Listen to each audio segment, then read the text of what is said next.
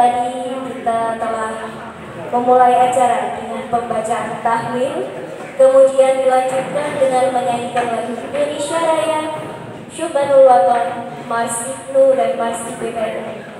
Dan harapan kami ke depan kita terus mendapatkan support dan juga nasihat-nasihat dari para alumni, baik itu alumni yang baru-baru alumni ataupun alumni yang sudah sepuh-sepuh. Kami selalu ingin mendapatkan nasihat-nasihat dalam menjalankan organisasi ini agar supaya lebih baik lagi.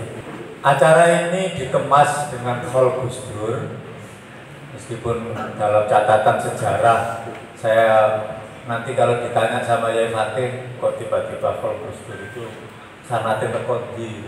Saya coba-coba lihat sejarah, memang Gus Dur tidak pernah Ibnu, tapi ada spirit ini Yai, spirit dari Gus Dur ketika Gus Dur memimpin PBNU, spirit demokrasi dan spirit humanisme yang mengantarkan warga NU semuanya dan khususnya rekan-rekan kita yang ada di sini itu yang membuka keran kebebasan di dalam bersosial, bermasyarakat dan sebagainya.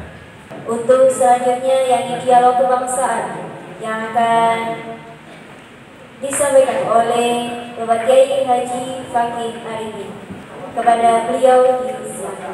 Assalamualaikum warahmatullahi wabarakatuh. Pertama tentang Gus Dur yang hari ini kita peringati haulnya yang ke-13. Sebuah pengalaman yang secara langsung pernah saya alami bersama dengan teman-teman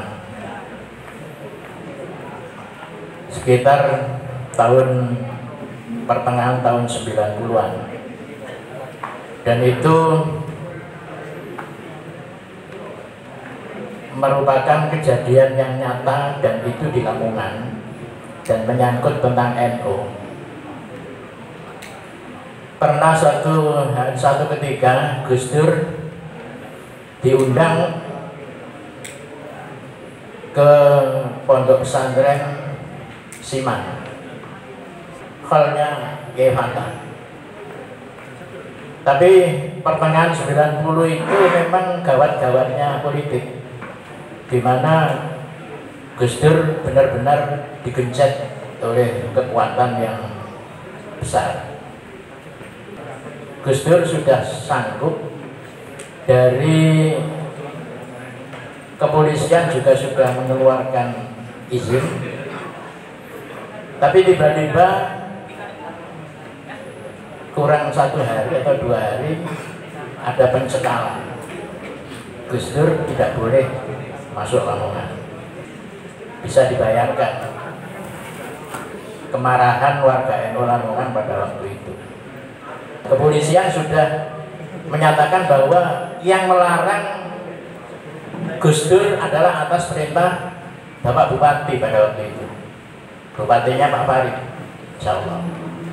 Bapak Ibu dan rekan-rekan saya, beberapa hari kemudian yang namanya Pak Farid, Pak Bupati ini mantu pada waktu itu di Masjid Agung Lamongan sebagai tempat akad nikahnya putranya Pak Bupati. Satupun pengurus NU, kiai-kiai NU di Lamongan tidak ada yang tahu. Pada waktu itu tiba-tiba yang namanya Gus Dur itu rawuh di akad nikahnya putrinya Pak Farid. Semua kaget.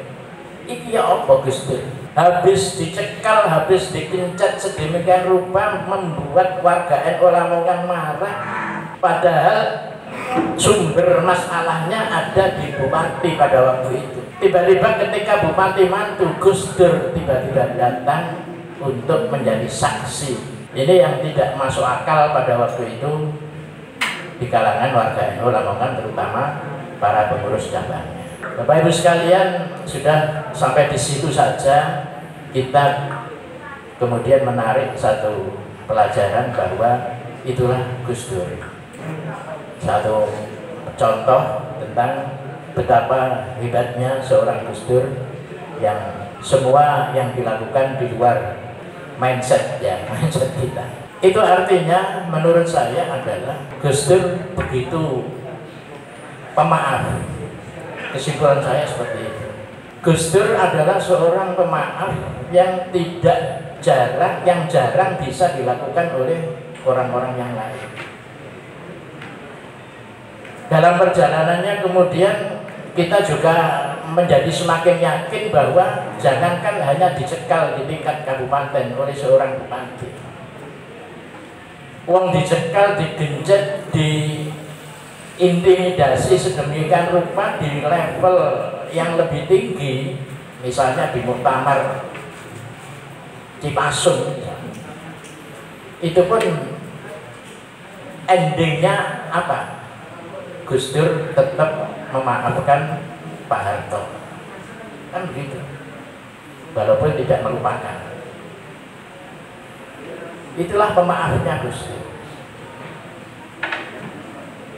Semua itu kita yakin bahwa dibalik apa yang dilakukan Gus Dur adalah demi kemaslahatan dan demi harmonisasi bangsa Indonesia.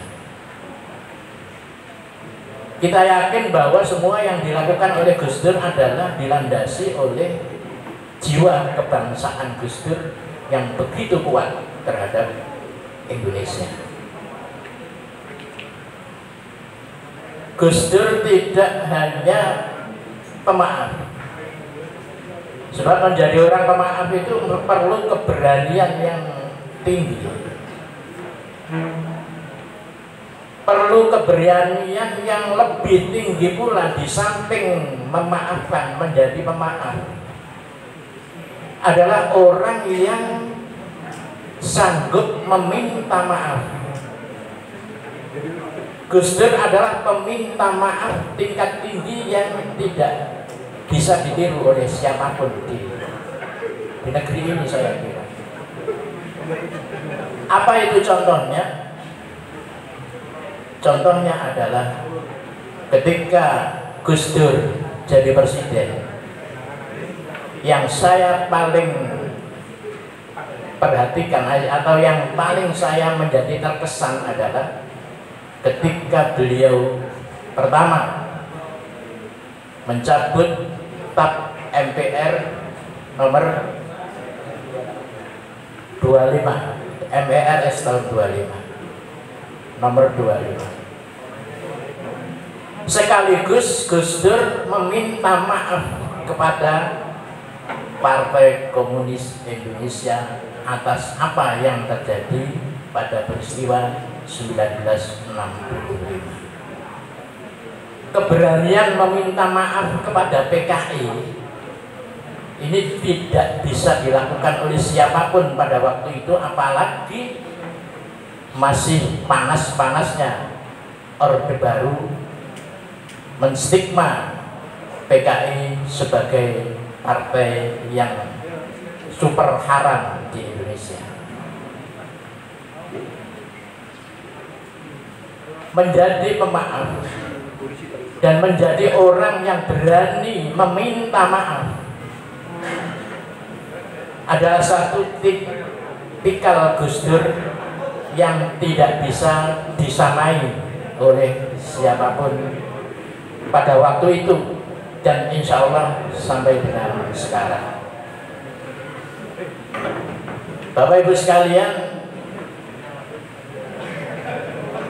sekali lagi bahwa kesanggupan Gus Dur untuk menjadi pemaaf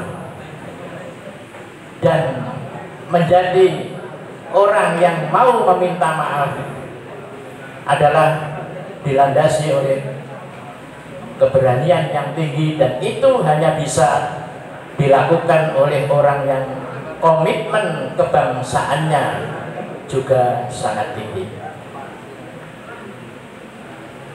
Yang terakhir, Bapak Ibu dan rekan-rekan kita sekalian, oleh karena itu kalau kita sebagai Gus Durian, sebagai pencinta dan pengagum Gus Dur, kalaupun tidak bisa persis menteladani sikap-sikap bijak Gus Dur, maka dalam beberapa aspek kita wajib selalu belajar tentang sosok Gus Dur dalam hal komitmen kebangsaannya di negeri ini.